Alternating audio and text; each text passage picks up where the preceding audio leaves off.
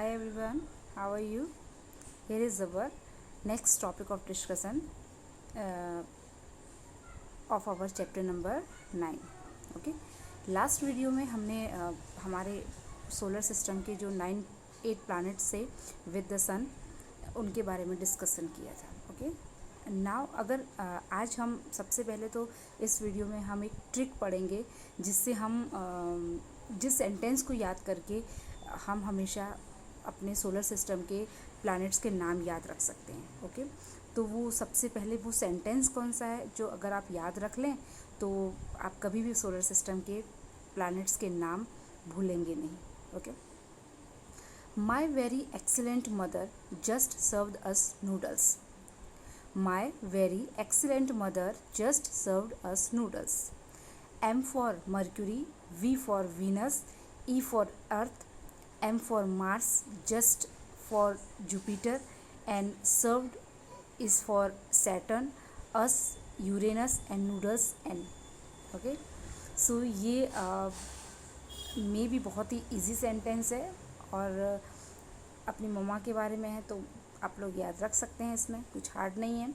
इससे फ़ायदा ये होगा कि आप कभी भी अपने कंटिन्यूसली यानी कि लाइन बाय लाइन, ठीक है, स्टेप बाय स्टेप आप उनके नाम याद रख सकते हैं. ओके, ऐसे तो हमें याद रहते हैं, ठीक है, बट हम इधर उधर बोल देते हैं. लेकिन अगर स्टेप बाय स्टेप हमें याद रखना है तो ये सेंटेंस आपको याद रखना पड़ेगा. My very excellent mother just served us noodles. Okay, now let's begin our new discussion. Meteoroids. Sometimes it appears that star is falling from the sky at night. Actually, stars do not fall. Small pieces of stone, rocks moving in the sky or small parts of planets are called meteors. हमें अक्सर ऐसा लगता है और हम लोग हमने बहुत सी बार पिक्चरों में भी ये सुना है, ठीक है, कि हमेशा क्या होता है, क्या कहा जाता है कि तारा टूट रहा है ना. कुछ हमें लाइटनिंग जैसी चीज़ आसमान से नीचे आती हुई दिखती है तो हमें लगता है कि तारा टूट रहा है, बट एक्चुअल में तारे टूटते नहीं हैं. ठीक है, हमने लास्ट वीडियो में भी डिस्कशन किया था कि हमारे आसमान में हमारे यूनिवर्स में बहुत सारे रॉक्स स्टोन्स मूविंग करते रहते हैं. ठीक है, वो मूविंग क्यों करते रहते, गिरते क्यों नहीं है? ग्रेविटेशनल पावर के कारण, ग्रेविटेशनल फोर्स के कारण वो गिरते नहीं है, आसमान में घूमते ही रहते हैं. तो वही हमें गिरते हुए दिखाई देते हैं. एक दूसरे से टकराते हैं या कुछ टूटते हैं तो वो हमें गिरते हुए दिखाई देते हैं. As soon is enter atmosphere it gets ignite due to friction. जब भी वो एटमॉस्फेयर में एंटर करते हैं, ऐसे स्पेस में घूमते रहते हैं, तो जब भी वो किसी प्लैनेट के पास आते हैं, प्लैनेट के आसपास क्या होता है, एटमॉस्फेयर होता है. तो एटमॉस्फेयर में एंटर करते हैं तो वो टकरा जाते हैं और फ्रिक्शन के कारण टकरा के वो उनके टुकड़े हो जाते हैं. और तब हमें ये लगता है कि स्टार्स गिर रहे हैं या तारा टूट के गिर रहा है. ठीक है, एक्चुअल में some of matter which are not burn fully causes huge crack in the earth. और कभी कभी आपने देखा होगा कि आसमान से बहुत बड़े बड़े पत्थर गिरे हैं और हिस्ट्री में भी ऐसे बहुत सारे एग्जांपल्स हैं जिन्होंने अर्थ पर गिरकर बहुत बड़ा होल कर दिया या बहुत बड़ा निशान कर दिया है. ठीक है, वो किसी भी प्लैनेट पर गिर सकते हैं. कोयना लेक ऑफ महाराष्ट्र, महाराष्ट्र की जो कोयना लेक है is believe to be compose due to falling of such जो महाराष्ट्र की कोयना लेक है, आपको सुन के आश्चर्य होगा कि जो महाराष्ट्र की कोयना लेक है वो लेक इसी कारण बनी है कि वहाँ पर उस लेक पर की जगह पर बहुत बड़ा पत्थर आकर गिर गया था स्पेस से और कम से कम उसका वेट 40 किलो रहा होगा. तो वहाँ पे क्या हुआ कि बहुत बड़ा गड्ढा हो गया और बाद में उसमें झील बन गई यानी कि लेक बन गई.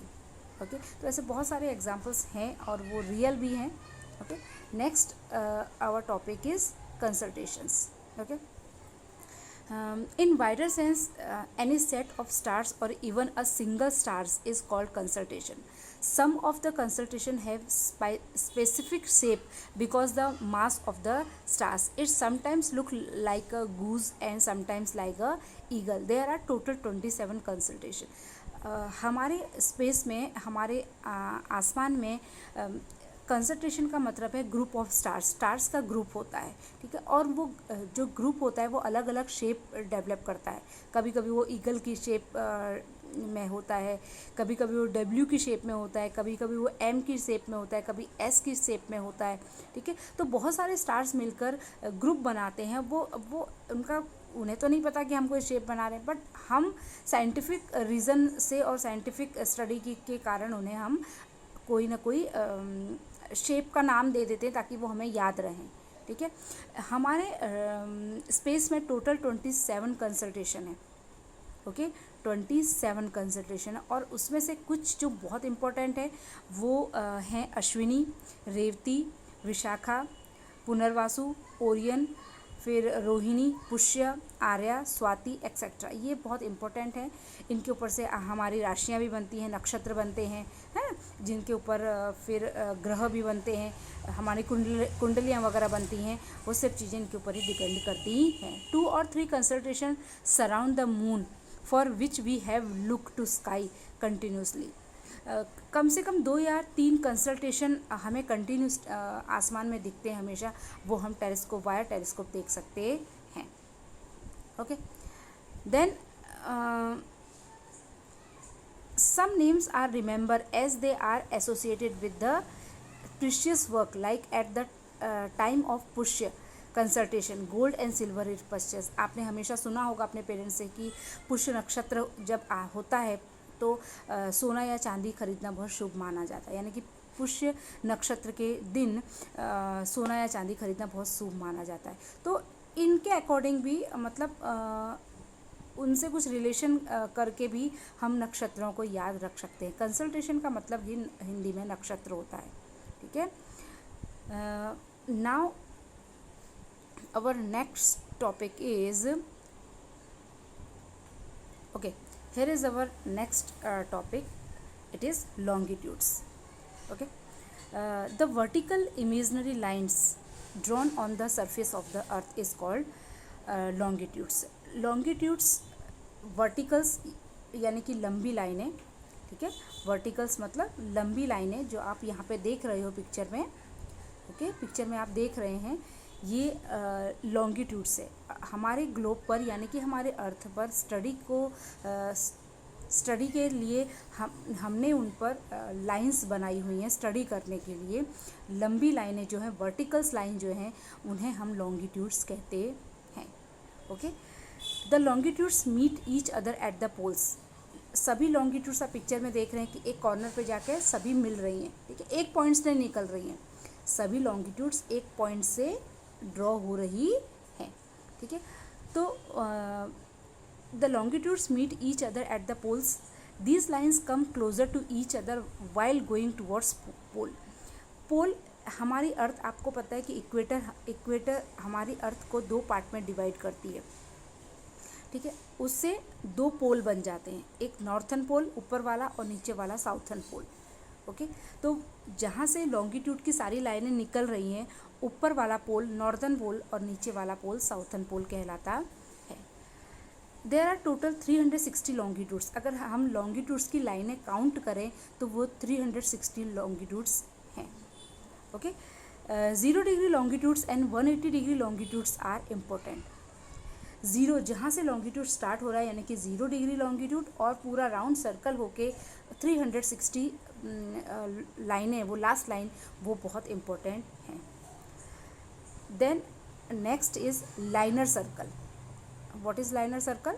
The north south straight line connecting the imaginary surface of the original liner of the earth exists at the same angular distance along with the earth's surface is called liner circle, semi circle. अभी मैंने आपको बताया अर्थ को 2 part में divide, अर्थ के बीच में से अर्थ को 2 पार्ट में डिवाइड करने वाली जो लाइन है उसे सेमी सर्कल है, वो इसे इक्वेटर भी कहा जाता है। Okay, now longitude, sorry, notice there is a horizontal line. Now we are talking about latitude. There is a horizontal line drawn in the center of the earth surface. It is the equator, जिसकी बात मैंने अभी आपको कही, यहाँ पे आपको वो दिख रहा है। ठीक है, इक्वेटर जो 0 डिग्री पर है। पिक्चर को आप ऑब्जर्व करेंगे तो 0 डिग्री से जो अर्थ को 2 पार्ट में डिवाइड कर रही है वो लाइन है, उसे इक्वेटर कहा जाता है। ठीक है। वो इक्वेटर जब हमारे अर्थ को 2 पार्ट में डिवाइड कर देती है, जो ऊपर वाला पार्ट है उसे नॉर्दर्न पोल और नीचे वाले पार्ट को साउथर्न पोल या साउथर्न हेमिस्फेयर और नॉर्दर्न हेमिस्फेयर भी कहा जाता है। Okay, then southern latitude 23.5 degree north latitude in the northern hemisphere is called Tropic of Cancer. उसके बाद आप देख रहे हैं जो हमारा नॉर्दर्न ऊपर वाला जो हिस्सा है अर्थ का, northern hemisphere, Tropic of Cancer की लाइन नॉर्दर्न हेमिस्फेयर को 2 पार्ट में डिवाइड करती है। ओके, यानी कि 2 पार्ट में डिवाइड करने वाली नॉर्दर्न हेमिस्फेयर को 2 पार्ट में डिवाइड करने वाली लाइन है, उसे हम ट्रॉपिक ऑफ कैंसर कहते हैं। सेम एज साउथर्न हेमिस्फेयर को 2 पार्ट में डिवाइड करने वाली जो लाइन है उसे ट्रॉपिक ऑफ कैप्रिकॉर्न कहा जाता है। So there are 3 and 4 points, important points to remember. First is equator and second is northern pole and southern pole, then tropic of cancer and tropic of cancer, capricorn, sorry. Okay, now our next topic is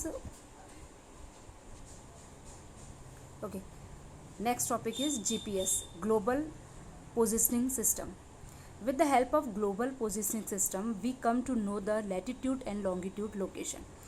अर्थ की longitude और latitude position को हम जान सकते हैं via GPS। Okay, हमारे mobile phone पर आजकल हमें कहीं की भी लोकेशन मिल जाती है, किसी भी छोटे से छोटे प्लेस की आप लोकेशन जान पाते हैं, वो GPS के कारण ही होती है। ठीक है, the latitude and the longitude location places may be found with the help of the mobile which have internet. Okay, today latitude and longitude can easily be understood with this. longitude and latitude को आप आसानी से समझ सकते हैं। हमारे mobile में internet अगर है तो हम उसकी सहायता से, मैंने आपको बताया कि किसी भी छोटे से छोटे प्लेस की आप लॉन्गिट्यूड और लैटिट्यूड पोजीशन जान सकते हैं और उसका GPS भी जान सकते हैं। Okay, so now next and important topic is Greenwich mean time. Greenwich mean time line, GMT. Okay, what is GMT?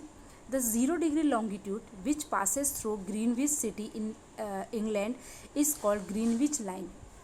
मैंने आपको बताया कि जब अर्थ से के ऊपर यानी कि नॉर्दर्न पोल से लाइन को स्टार्ट किया गया है 0 डिग्री से, तो वही 0 डिग्री की जो लाइन है वो कहाँ से, इंग्लैंड के ग्रीनविच सिटी के बीच में से पास हो रही है। उसी लाइन को ग्रीनविच मीन टाइम कहा जाता है। Greenwich line divide the earth into 2 equal parts. वही जो लाइन है वो अर्थ को 2 इक्वल पार्ट में डिवाइड कर देती है और उसी से अर्थ के 2 पार्ट हो जाते हैं। First part is eastern part and second is western part. Okay, and eastern hemisphere और वेस्टर्न हेमिस्फेयर भी उसे हम कह सकते हैं। The longitude up to 80 degree east of Greenwich line are called eastern longitude और up to 0 degree up to 80 degree west है तो उसे हम वेस्टर्न लॉन्गिट्यूड कहते हैं। Okay, next topic is international date line. International date line 180 degree longitude is called international date line. It is just 1 longitude, ये सिर्फ एक लॉन्गिट्यूड है। The date and line changes, date and time changes when we cross the line. अगर ये international date line यानी कि 180 degree longitude की जो लाइन है, 180 डिग्री की लाइन जहाँ हो रही है, कितनी लाइनें हैं, 360। ओके, पर 180 डिग्री पे जहाँ हम आते हैं, 180 डिग्री का मतलब क्या है, वो हाफ हो गई 360 की। ठीक है, तो जब हम उस 180 डिग्री पर आते हैं तो वो इंटरनेशनल डेट लाइन कही जाती है वो लाइन। ठीक है, और उससे पूरा टाइम चेंज हो जाता है। पूरा टाइम चेंज हो जाता है। जब हम उससे अगर एक पॉइंट भी आगे जाते हैं तो टाइम पूरी तरह से चेंज हो जाता है। ठीक है, और हमारी जो इंटरनेशनल डेट लाइन है वो जिगजैग पोजीशन में है। जिगजैग पोजीशन समझते हैं ना आप, टेढ़ी मेढ़ी है। ठीक है, वो टेढ़ी मेढ़ी क्यों है, क्योंकि अर्थ पर सारी चीज़ें एक जैसी नहीं है, सारी चीज़ें सेटिंग नहीं है। ठीक है, यानी कि सारी चीज़ें प्लेन नहीं है ना, कंटिन्यू प्लेन नहीं है, कंटिन्यू पहाड़ नहीं है, कंटिन्यू नदी नहीं है। पहले पहाड़ आया, फिर प्लेन आ गया, फिर नदी आ गई, फिर वापस से कोई समुद्र आ गया, इस तरह से है। तो वो जहाँ से ज़मीन है वहाँ से उस लाइन को ड्रॉ किया गया है। Okay, it will be cross some islands or some countries, because of which two dates will mix up uh, on the same island. In some places while going to other side of the island date may change. अक्सर ऐसा होता है, ठीक है, एक ही island पर हैं हम, लेकिन आइलैंड के बीच में से अगर 180 डिग्री की वो लाइन गुजर रही है, तो एक ही आइलैंड पर आपको टाइम, 2 डेट है ना, एक ही आइलैंड पर, यानी कि एक ही जगह पर एक ही कंट्री में आपको 2 डेट और 2 टाइम आपको फेस करने पड़ सकते हैं। ओके, सो आई होप यहाँ पे जितने भी टॉपिक हमने आज डिस्कस किए वो सभी आपको समझ में आए होंगे और इंटरेस्टिंग लगे होंगे। नेक्स्ट वीडियो में नेक्स्ट टॉपिक के साथ मिलेंगे। Till then bye bye.